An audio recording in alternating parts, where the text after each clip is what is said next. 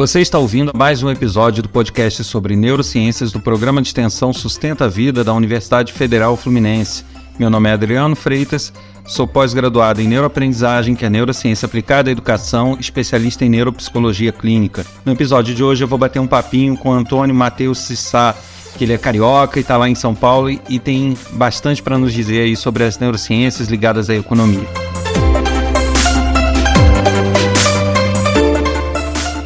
E no episódio de hoje eu vou começar a conversar aqui com Antônio Matheus Cissá. Ele é formado em economia, especialista em neurociência e psicologia aplicada e ele é membro da equipe de conteúdo do economiacomportamental.org. Ele vai estar aqui para a gente bater um papinho sobre os viéses cognitivos que eu já falei nos episódios anteriores e vamos levar esse papo um pouquinho para a área dele, que é a área de economia e tomadas de decisão. Seja bem-vindo, Matheus.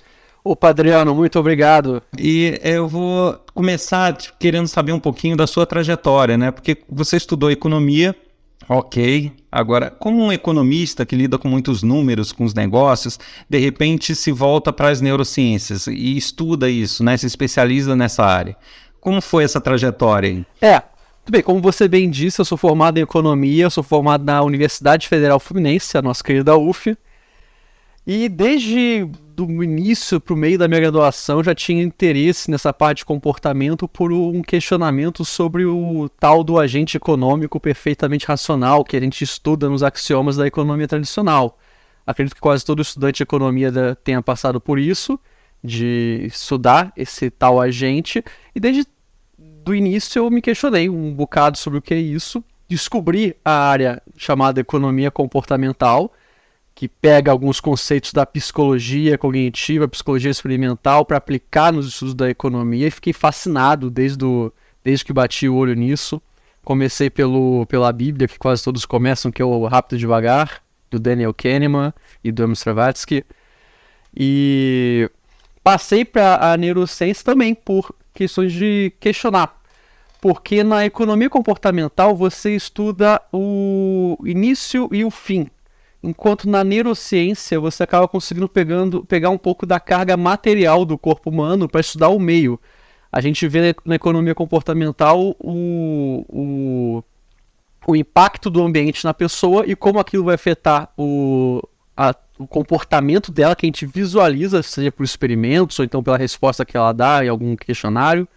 Enquanto na neuroeconomia ou neurociência, você tenta ver um pouco o que acontece entre o impacto do ambiente e o comportamento, a ação que a pessoa desempenha para conseguir o que ela quer conseguir.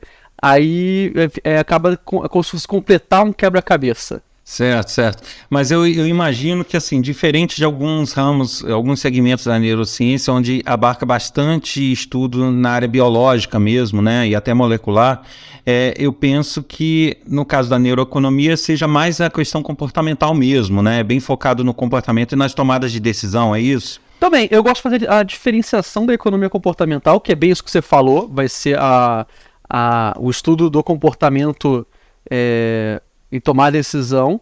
A neuroeconomia também vai ser isso, só que vai ter sim bastante carga de biologia. Você vai ter todo um estudo do que são os neurônios, as regiões do cérebro, do encéfalo, como que elas se conectam, como é que funcionam, quais são as principais estruturas neuronais que influenciam. Só que quando você pega a neuroeconomia, você está simplesmente pegando esses conceitos biológicos e usando eles para entender comportamentos de tomar decisão, de escolha. E aí que vai entrar a parte de economia, que grande parte se dedica a estudar isso. A nossa tomar decisão e escolha geralmente com base em incentivos, com base em resultados econômicos. Uhum. E geralmente, quando as pessoas ouvem falar o termo neuroeconomia, né, acha que é sempre ligado a finanças, necessariamente.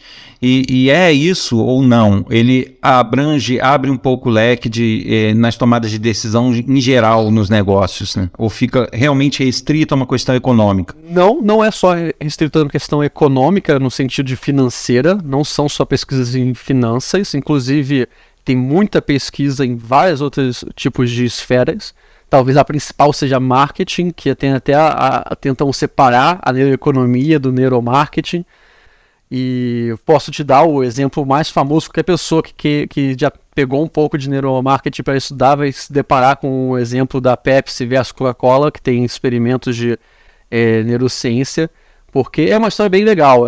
Nos anos 70, se eu não me engano, a Pepsi fez uma campanha em que as pessoas tomavam Pepsi, Coca-Cola e gostavam mais da Pepsi. Que surpresa. Enquanto a Coca-Cola fez uma resposta em que era exatamente o contrário. As pessoas bebiam Coca e Pepsi e gostavam mais da Coca. E aí viram que tinha uma diferença entre... teoricamente elas eram verdadeiras, só que tinha uma diferença. Os copos da Pepsi eram copos neutros, não tinham marca, enquanto a Coca-Cola tinha marca. E aí deu-se que esse era o motivo das respostas diferentes. Em 2003, neurocientistas decidiram testar isso usando ressonância magnética. Para quem está escutando não sabe o que é aquele equipamento gigantesco, cilíndrico, que você entra e escuta barulhos assim, bem desconfortáveis, que é como se tirassem uma foto do seu cérebro, mais ou menos, uma chapa do seu cérebro. E aí testaram o que acontecia com essas pessoas no cérebro delas enquanto elas tomavam Coca, enquanto tomavam Pepsi, enquanto viam imagens da marca da Coca, imagens da marca da Pepsi. Fizeram várias misturas. E aí eu sempre gosto de lembrar o quanto que isso é difícil de ser feito, que imagina, a pessoa está deitada num equipamento enorme e caríssimo. Como que fizeram ela beber Coca-Cola? Botaram... Eu pergunto pra você, Adriano, você sabe como é que fizeram beber Coca-Cola desse equipamento? Bom, eu não conheço, sinceramente eu não conheço essa história, não conhecia, tá sendo novidade até pra mim. Eu imagino que possa, ou se realmente foi bebido, pode ter sido com o famoso tubinho. Se não, isso pode ter sido simulado, o que também acaba sendo uma resposta do corpo bem próxima a de ter realmente bebido. Perfeito, foi a primeira opção. Eles realmente beberam e foi por um tubinho super comprido que a pessoa tinha que beber.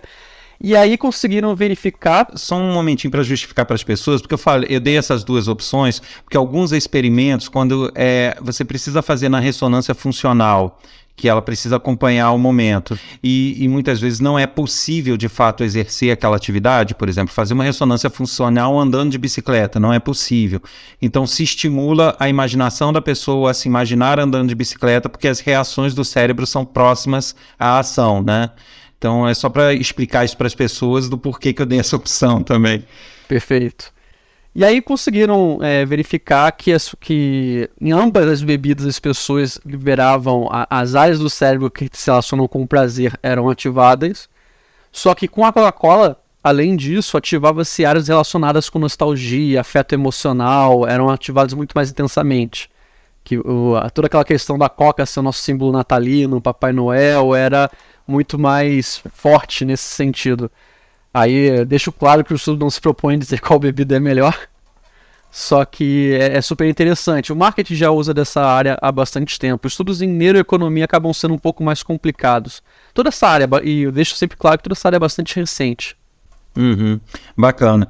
E entrando um pouco no tema que é o alvo dos episódios passados e dos próximos episódios desse podcast, que são os vieses cognitivos, né? Isso eu penso que tem a relação muito direta tanto com o neuromarketing quanto com a neuroeconomia, porque elas interferem diretamente nas decisões que as pessoas tomam, financeiras ou não. E como que isso se dá na tua área? Assim, isso é muito levado em consideração hoje em dia ou não? Tá começando o caminho por essa área? Quando tu fala a minha área, do que você fala exatamente? Tá falando da economia comportamental, tá falando da minha atuação no mercado financeiro, que eu acho que a gente nem comentou. Quando eu falar a tua área, eu vou estar falando de economia e da economia comportamental, desses dois aí, que são as suas atuações, né? Certo, perfeito. Eu vou dividir a minha área, a economia, no caso, em duas esferas, a acadêmica e o mercado. Eu nem gosto tanto dessa divisão porque a academia também faz parte do mercado, mas vamos dividir para fins didáticos. Na academia está bastante forte, muito forte, principalmente fora do Brasil. A área de usar os viés comportamentais, usar o método experimental para estudos de economia.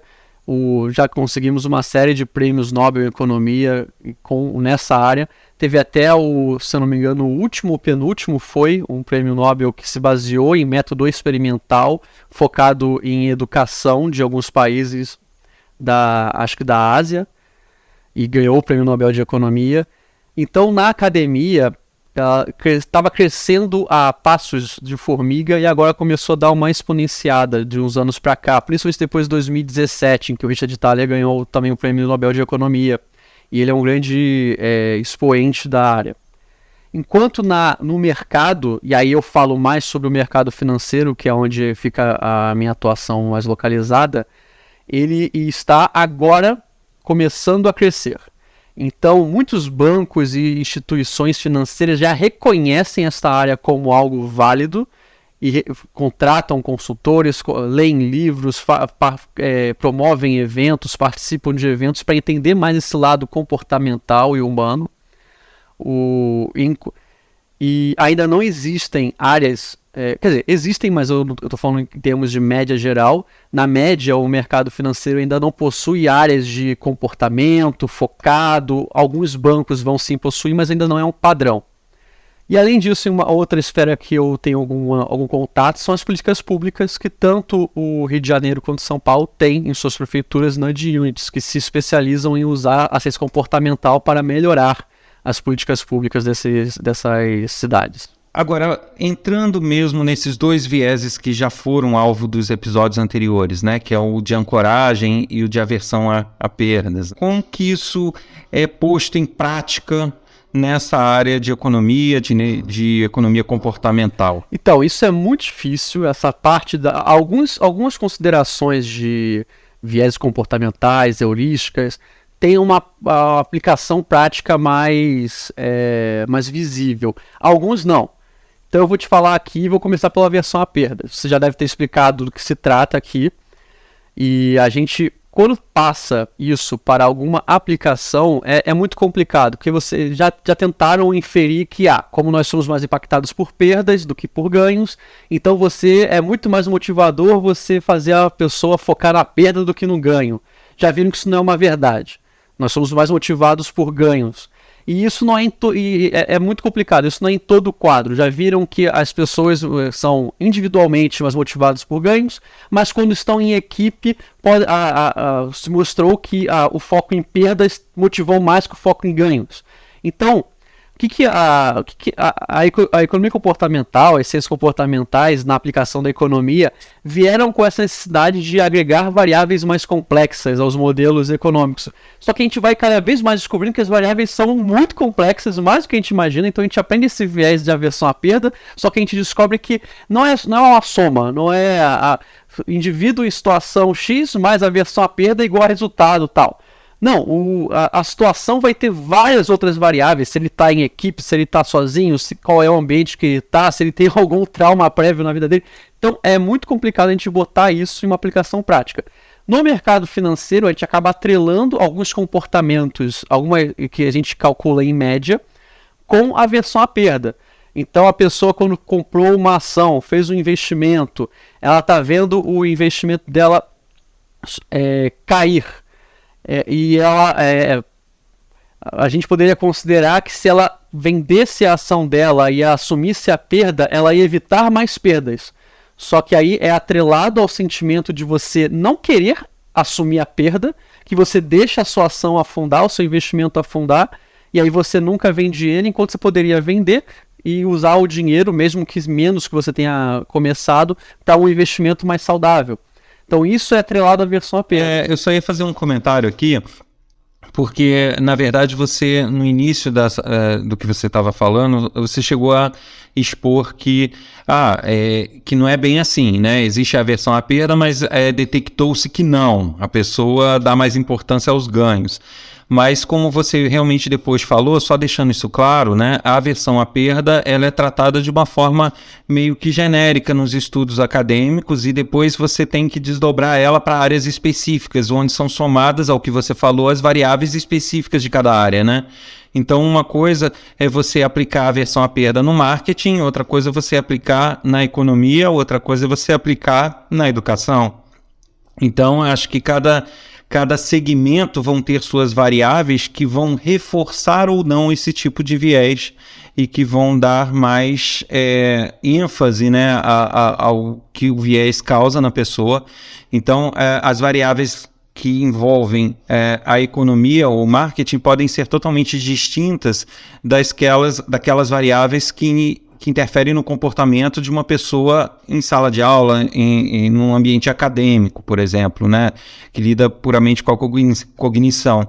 Então, só para deixar isso claro, porque senão pode ficar assim para as pessoas que a aversão à perda, então, não existe, né? Quando na verdade existe. Só não. Né? Longe de mim falar que a aversão à perda não existe, não foi nesse intuito, é só que às vezes entendemos que ele existe, beleza, então acabam sempre querendo trazer como uma solução para alguma coisa e nem sempre é tão simples assim. Até porque são dezenas e dezenas de vieses cognitivos e isso, de fato, além dos vieses propriamente, a pessoa não trabalha e não sobrevive em cima de vieses cognitivos. Vieses cognitivos são mais elementos que interferem no comportamento da pessoa, mas não são os únicos, né? Então, isso tem que ser levado em conta. Isso. Um outro exemplo que eu posso trazer ainda no campo das perdas é que existe um conceito também que é uma ramificação de aversão a perdas que é conhecido como a aversão a arrependimento. Como nós temos essa sensibilidade com perdas, nós temos mais ainda sensibilidade em ter uma perda que é culpa nossa. Isso é um problema. E isso acaba gerando o que a gente vê bastante no mercado financeiro, as pessoas procurando alguém para atribuir a culpa, ou seja, procurar um especialista, procurar um profissional, procurar o vizinho, o amigo, alguém que possa... Se der errado, a culpa é dele. É essa... Exato, isso daí é um problema mais visível com relação à aversão a perdas. E, de novo, fazendo aqui sempre os comentários que eu não estou dizendo que não é importante a pessoa ter um especialista ou alguém para se basear em escolher, mas é importante você entender os motivos que estão te levando a isso e, claro, ser alguém de confiança, alguém confiável, que realmente sabe o que está falando. Certo, e aproveitando aqui, antes que você fale da ancoragem, né, uma coisa que eu vou aproveitar esse gancho que você falou das pessoas de confiança, eu diria que um grande embate que existe entre neurocientistas, pessoas especialistas nessa área e o mercado, no geral, o mercado corporativo principalmente, são aquelas pessoas especialistas, entre aspas, em PNL, e outras pseudociências e afins, e que muitas vezes se utilizam do termo neuro isso, neuro aquilo, e que você vai ver, às vezes tem algum conteúdo que é meio distorcido em relação ao que realmente se estuda. Como isso ocorre nesse ambiente de trabalho seu? Isso também é muito presente ou não? É mais presente? É predominante? Como que se dá? Olha, agora vai ser o momento de desabafos da vida. De fato, toda ciência proeminente que tem um uso desse tipo, como a neurociência, acaba sendo usada para vários fins bons, fins saudáveis e alguns fins não tão bons, não tão saudáveis, até meio complicados. Na minha carreira eu passei por algumas pessoas, neurocoaches, neurotudo, que a pessoa lê alguma coisa sobre neurociência e acredita que achou os 5 passos para a felicidade, ou então os 10 passos para ser um profissional de sucesso. Reprograme seu cérebro para ter tal funcionalidade, para ter tal habilidade. O que, infelizmente, o que na verdade vem de estudos científicos, que você consegue, o nosso cérebro ele é moldável ao longo da nossa vida, só que a pessoa lê aquilo, acaba dando um valor diferente do que ele realmente acaba trazendo como uma forma de você conseguir algo praticamente impossível, ou então algo...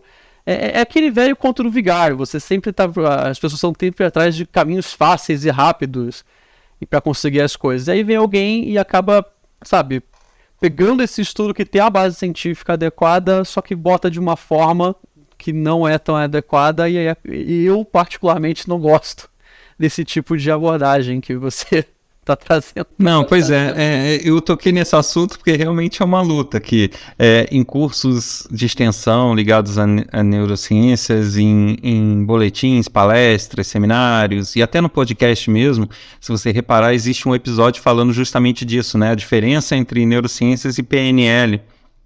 O que se confunde muito hoje em dia justamente por esse uso nem sempre tão embasado, né? Muitas vezes a gente já foi divulgar eventos ligados às neurociências na universidade e quando saiu na imprensa saiu dizendo que era neurolinguística.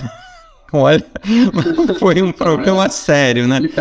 É complicado. Então eu toquei nesse assunto porque realmente eu tenho percebido no mercado uma expansão muito grande desse tipo de profissional e desse tipo de mercado.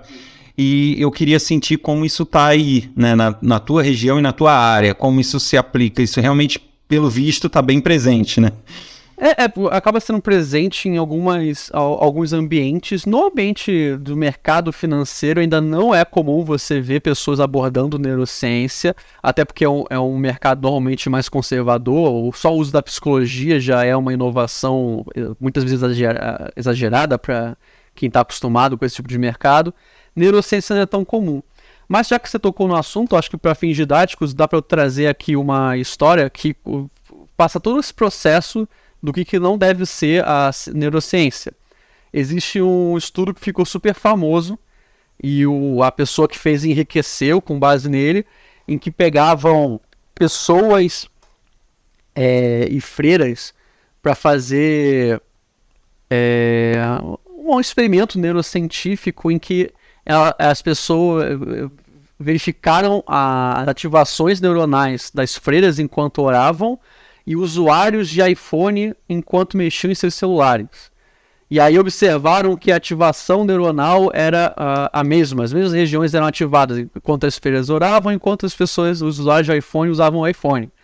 E aí a grande sacada é que usar um iPhone é uma experiência religiosa. E aí ficou-se famoso esse estudo e a pessoa ficou rica com essa história. Mas não se pode afirmar isso. Só porque 2 áreas são ativadas no cérebro, é muito infundado você afirmar isso. Só para uma pessoa leiga ou então uma pessoa que está querendo fazer mau uso da informação, isso não importa. É muito simplista, né? É muito simples, tem que entender uma série de outras coisas. Esse é um grande problema do nosso cérebro. É muito raro ter uma área do nosso cérebro que é uma coisa só. É quase impossível. Eu aqui de cabeça não consigo pensar em uma área que seja uma coisa só. Quase todas as áreas do nosso cérebro, todas as estruturas funcionam para mais de uma coisa. Então é muito complicado você fazer esse tipo de... Como ela ativou em situações diferentes, as situações apresentam a mesma coisa, é muito simples. Sim, até na verdade existem áreas muito dedicadas mesmo. Se você for nos meandros lá, você até acha estruturas muito específicas, mas não significa que elas são uma ilha, né? Elas, mesmo essas muito especializadas, elas trabalham interagindo com outras áreas ali. Então, você não pode isolar elas do cérebro e falar que elas estão fora de contexto, trabalhando só na delas. Não é assim que funciona, né? Já que você está tocando nesse assunto e a gente não entrou ainda em ancoragem, a aversão à perda sempre foi muito conectado com uma estrutura neuronal chamada amígdala. Para quem não sabe, nós temos a amígdala na nossa garganta, que praticamente todo mundo conhece, mas também temos a amígdala no nosso cérebro. E ela sempre foi muito conectada ao medo. A amígdala controla o nosso medo, a amígdala ela é a base do nosso medo, é a estrutura que regula o nosso medo. Isso durante muito tempo foi ciência, fazia sentido e tudo mostrava isso. Hoje já se viu que ela não é uma estrutura que está conectada ao nosso medo, ela na verdade está conectada a todas as nossas emoções, só que por uma série de razões o medo foi mais latente, tanto porque ele é mais fácil de ser medido, ele é mais interessante de ser estudado, e também os últimos estudos que eu li sobre a amígdala mostraram que ela tem muito a ver com a surpresa do ambiente, ela é como se fosse um alerta que a gente tem, fazendo aqui uma metáfora, e como quando você está em um momento de alerta, o seu medo muitas vezes é ativado, então acaba tendo uma relação secundária, mas não é direta. Então, como eu sempre digo, estudar neurociência é complicado. Sim.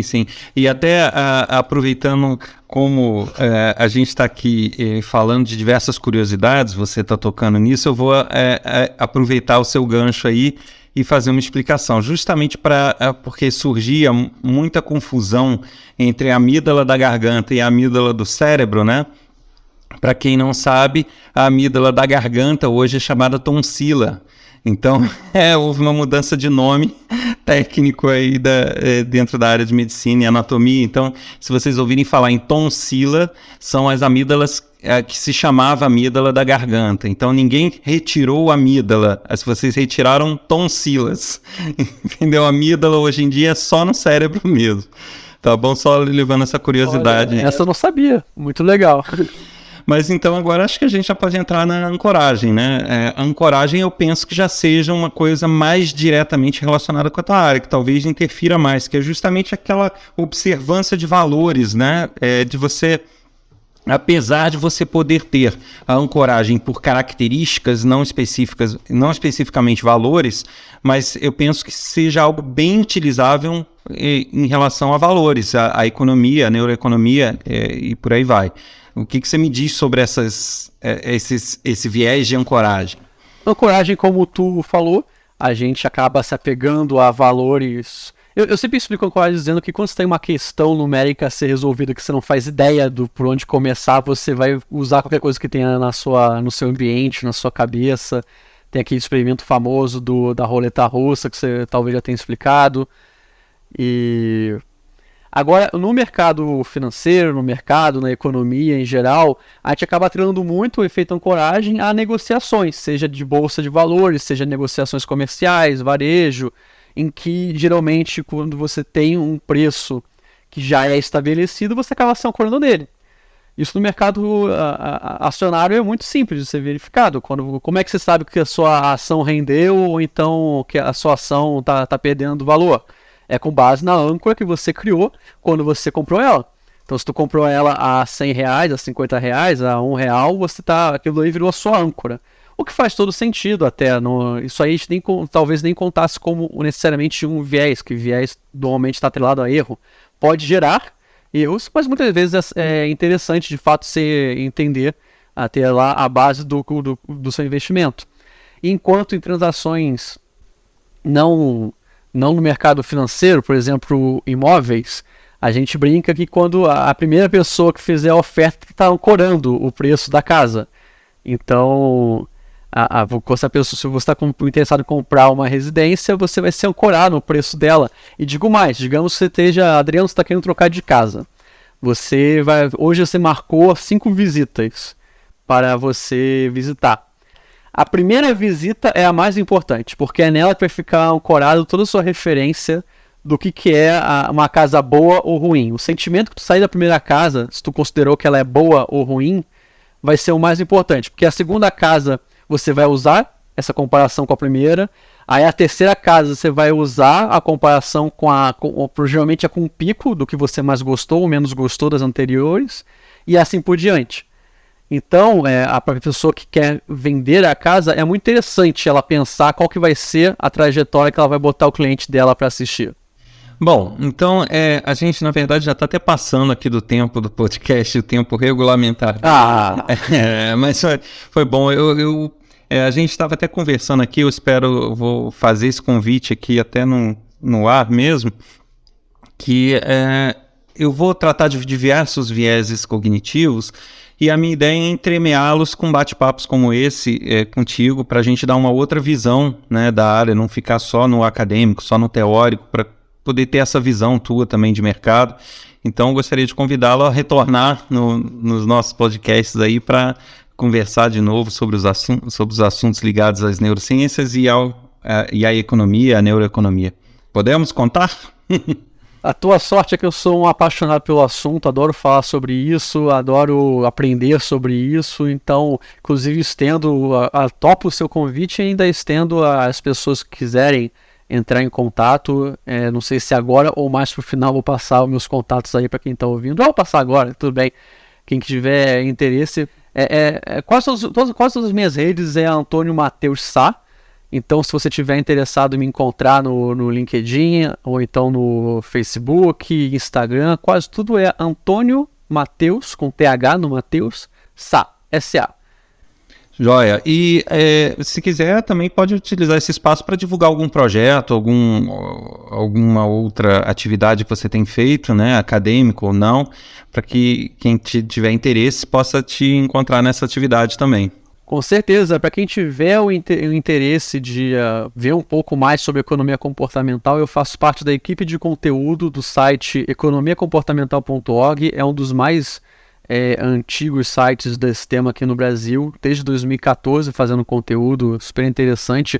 Eu atualmente sou responsável pelo todo o conteúdo de vídeos do site, então se você botar no YouTube economiacomportamental.org, vai ver os nossos vídeos, todos roteirizados por mim. Alguns eu apareço, outros não. E também aproveito aqui para divulgar um projeto um pouco menor, que eu recentemente, junto com mais 2 colegas que atuam na área de ciência comportamental, iniciamos também um podcast que a gente carinhosamente nomeou de É-Comportamental, tudo junto. É-Comportamental, só procurar no Spotify que a gente está lá. E eu te agradeço aí a paciência, o tempo que desprendeu aí nessa atividade, né, nesse bate-papo, que passou até rápido, né? E em breve a gente está aqui de volta.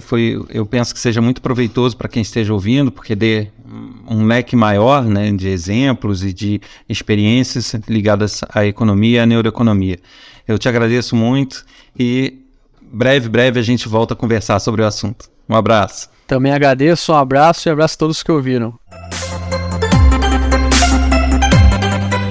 Você ouviu mais um episódio do podcast sobre neurociências do programa de extensão Sustenta a Vida da Universidade Federal Fluminense. Meu nome é Adriano Freitas, sou pós-graduado em neuroaprendizagem, que é a neurociência aplicada à educação, e especialista em neuropsicologia clínica. No episódio de hoje a gente conversou com Antônio Matheus de Sá. Se você deseja entrar em contato com os nossos especialistas, basta escrever um e-mail para podcast@sustenta-vida.com, colocando no assunto o nome do especialista ou do podcast desejado. Para mais informações sobre o nosso programa de extensão e ações desenvolvidas, inclusive cursos gratuitos, acesse www.sustenta-vida.com. Até a próxima!